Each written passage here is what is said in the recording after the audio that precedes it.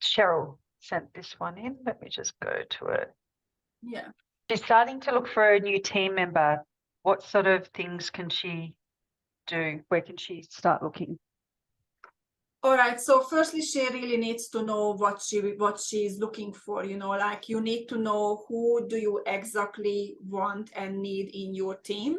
So that's very, very important because obviously, like if you want someone for admin, you want people who has attention to details, good communication skill. Like if you want a senior hairdresser, then like what kind of skills do you want? Also, you want to think about the personality. You want to think about your whole team culture. Like who would fit into your values, who would fit into your culture. Those are very, very important when we invite new team members. So firstly, you need this clarity. And then the second one, you need to think about, like how you're going to promote yourself as a business, why people would want to work for you. The old system, like when we were sort of dictating, the who is going to work for us and anything, it doesn't work. Now we have to sell ourselves. Think about as a marketing, how are you going to market yourself for the available people in the market?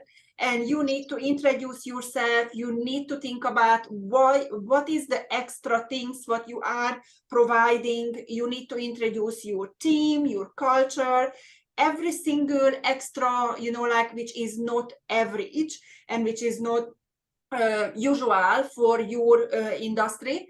And also it needs to be very, very appealing, very friendly. And once you tell them what is it in them for for working for you, then you can tell like what you actually really looking for.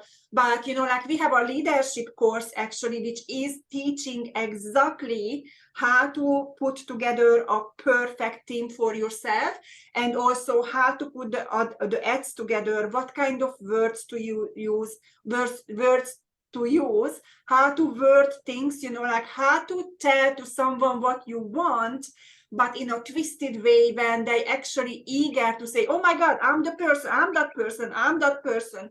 So, like we have lots of examples and we have lots of templates for that. So the second one, once you actually basically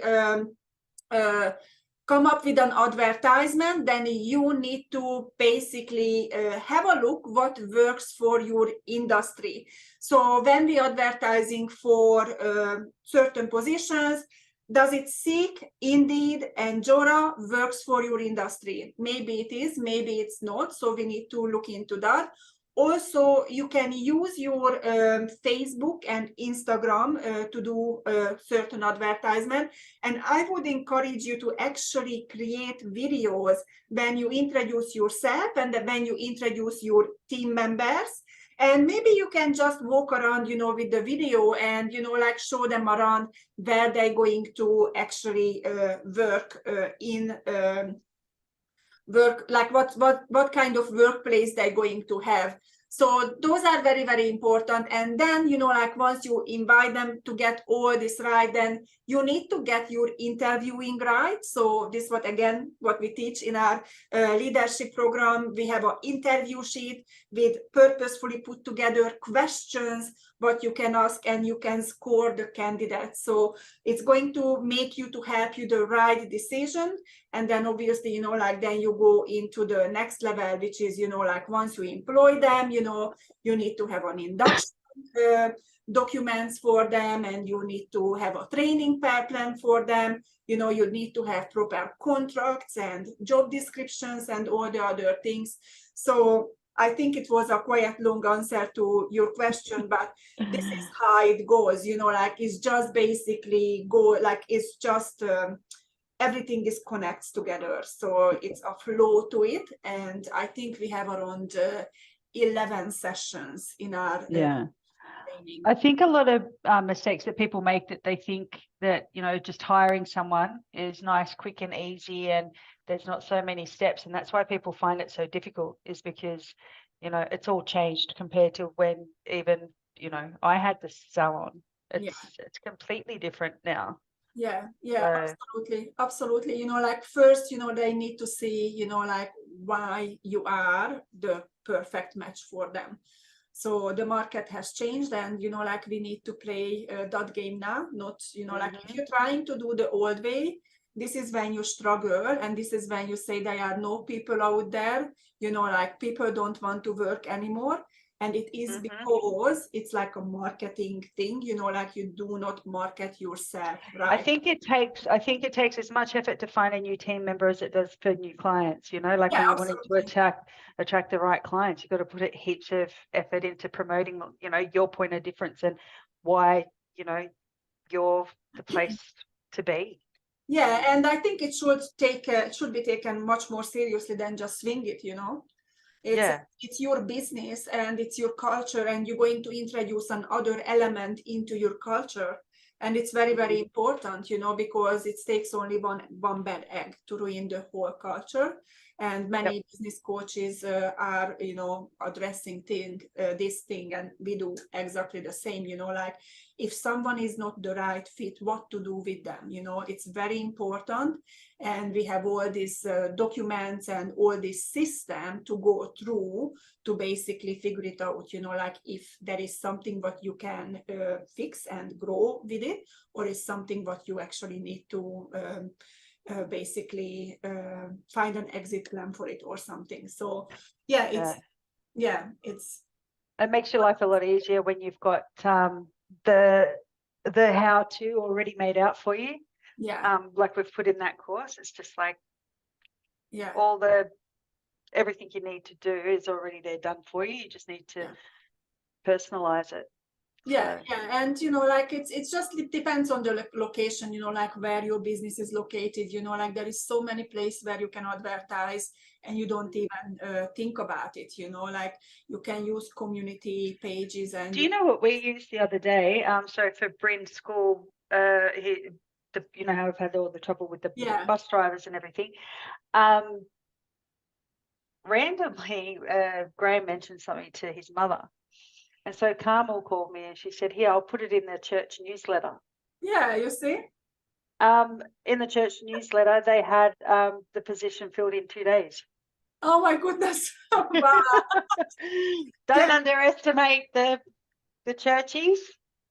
yeah, and like we really need to think outside of the box. But like if you want to look for and advertise for new team members, start with like who you really want, and to clarify who you really are and what you can give and why would be the best choice for those people to work for you. Because What's in it for them? yeah, because times has changed. People are still wanting to work, but they want more freedom, and they want to be treated nice. They And want they want their boundaries respected. I was reading a thing this morning where like, a TikToker for, I can't remember what firm, she blocked her boss, okay, his phone number from her private number because he was messaging and calling her on her when she was off sick. So she just okay, blocked his yeah, number and said, yeah. unless it's business hours, I'm not answering you. Like it's becoming a trend it's becoming a really big trend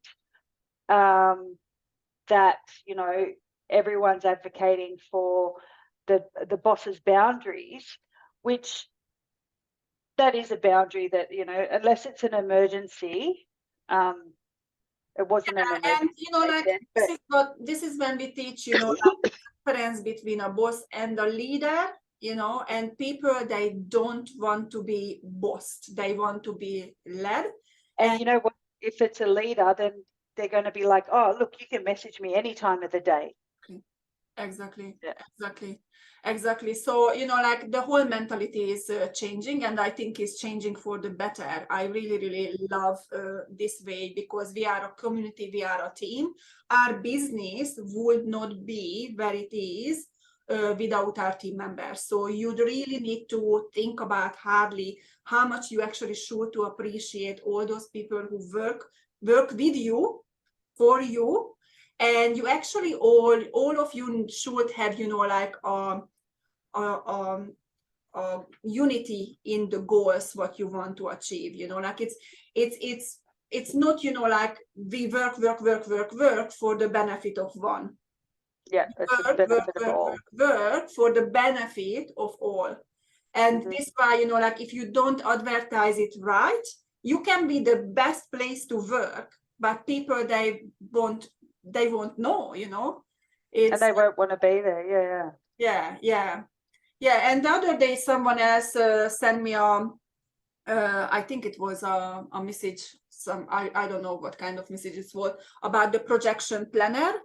And we have this projection planner, and the question was, you know, like how far should I go back with the projection planner? And my answer was, you know, like as far as you want. If you are curious about, you know, like how your business did the last 5 years, then go back to last 5 years, you know, and just do that little work so you can clearly see, you know, like if your business is growing, which year your business was growing, which year it was declining. And then you can see the wage bills, you know, like the wages, you know, how the wages affecting your profitability and all those things. So you don't really necessarily need to just think about, you know, like, oh, you know, like I will start from this year because I started the course this year. I encourage you to go back. I know I'm always very curious about this kind of things. So first time when I was introduced to a different projection planner, it was basically I went back right in the beginning of my business. So I think I went back 3 years because I wanted